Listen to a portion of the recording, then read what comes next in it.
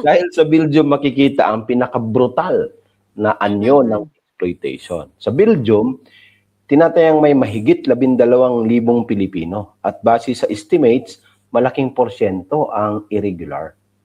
Tradisyonal na nandyan ang domestic work at hospitality, pero ang mas lumabas sa mga nakaraang taon ay ang industrial at construction-related trafficking. Dito pumapasok ang mga kaso ng konektado sa malalaking industrial projects. Kabilang na dyan yung Borealis. Ayan. Ang nangyari dito ay ganito, Daisy, ano? Dinala ang mga migrant workers sa pamamagitan ng subcontractors.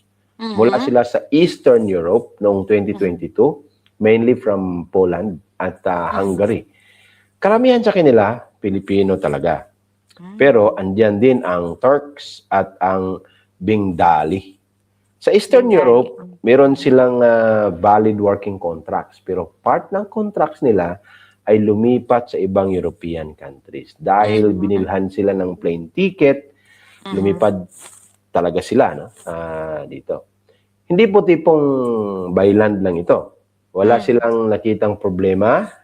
Noong una, may kontrata sa papel, pero sa actual ay wala trabaho. Yun yung veteranong mga migrant workers na ito, Daisy. Sabi ng Migrante Belgium, noong nakausap sila, di ba? Kasi napabalita sa atin to eh.